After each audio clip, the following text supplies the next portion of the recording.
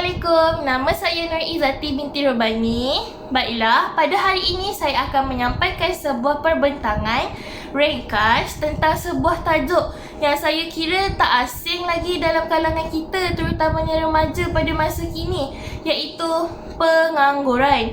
Okey, baiklah, sebelum tu kita kena tahu apa itu pengangguran sebenarnya. Okey, pengangguran adalah satu kondisi di mana seseorang tu dia ingin bekerja dan mampu bekerja dalam bidang masing-masing, tetapi tiada kekosongan dalam pekerjaan. Senang kata tak ada jawatan kosong lah untuk mereka. Maksudnya kat sini kita kena ingat, orang yang mengalami masalah pengangguran ni bukan pemalas, tetapi tiada peluang pekerjaan untuk mereka. Jangan salah faham, okey? Baiklah, seterusnya, bila difikirkan, bila ada masalah, pasti ada punca. Jadi, apakah faktor pengangguran sebenarnya? Baiklah, yang pertama, faktor pengangguran adalah sikap memilih kerja. Kenapa kita cakap sikap memilih kerja ni antara salah satu faktornya? Kerana, contohlah saya ada degree, takkan saya nak bekerja sebagai pekerja operator. Itulah contoh sikap memilih kerja. Sebab merasakan diri itu lebih baik daripada kerja yang selayaknya. Sedangkan kita boleh je ambil kerja tu dan menjadi lebih baik lagi. Faktor yang kedua adalah kebanjiran pendatang asing.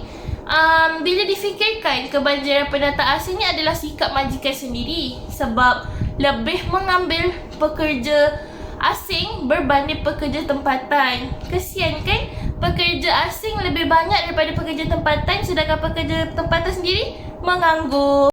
Baiklah, seterusnya saya akan berkongsikan tentang isu semasa pengangguran di Malaysia pada hari ini. Baiklah, seperti yang kita tahu, banyak isu semasa tentang pengangguran ni, tapi saya nak buat ringkasan je. Baiklah, ringkasan daripada isu pengangguran yang berlaku pada masa kini adalah 4.8% daripada asalnya 4.5% pengangguran telah meningkat. Maksudnya dulu 4.5%, sekarang menjadi 4.8% kadar pengangguran. 0.3% merekodkan penambahan. Baiklah, setiap masalah pasti ada kesan yang terjadi dalam diri seseorang ataupun dalam sesebuah masyarakat. Jadi, saya nak ceritakan kat sini, kesan pengangguran adalah berlakunya masalah tekanan jiwa. Itu yang pertama.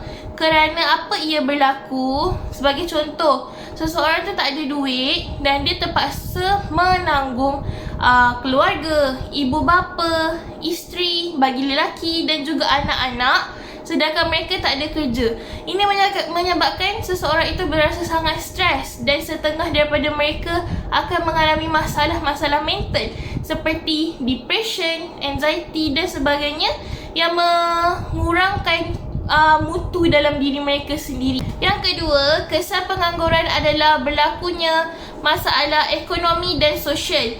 Ni saya terangkan dalam segi diri sendiri saja. Dalam segi ekonomi, seseorang itu akan mengalami masalah kekurangan duit. Dari segi sosial, seseorang itu akan berasa sangat malu kerana tidak mempunyai pekerjaan dan tak nak keluar kepada orang ramai sebab malu diri tak ada kerja. Baiklah, yang terakhir sekali saya akan menceritakan antara idea-idea atau cara mengatasi masalah pengangguran yang semakin membimbangkan pada hari ini. Yang pertama, apa yang boleh saya katakan, dari pihak kerajaan sendiri, kerajaan perlu melakukan lebih pameran ke luar negara, kunjungan ke luar negara supaya Malaysia mendapat lebih sambutan. Macam yang kita nampak lah kalau kita pergi luar negara, orang akan kita tanya pada orang, kena Malaysia tak? Orang akan cakap, tak, saya kena Indonesia. Ini menunjukkan yang Malaysia ni kurang promosi tentang apa itu Malaysia sendiri berbanding Indonesia. Terusnya, cara mengatasi masalah pengangguran dari segi individu pula adalah dengan menjadi lebih positif dan pujuk diri sendiri.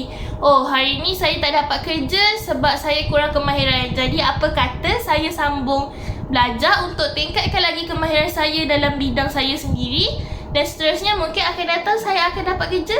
Itulah dinamakan proses jangka masa panjang. Kesimpulan yang saya dapat simpulkan di sini adalah Ya, memang benar. Masalah pengangguran pada masa kini memang sangat membimbangkan. Lebih-lebih lagi bila berlakunya kawalan Perintah Pergerakan iaitu PKP yang telah dijalankan oleh kerajaan.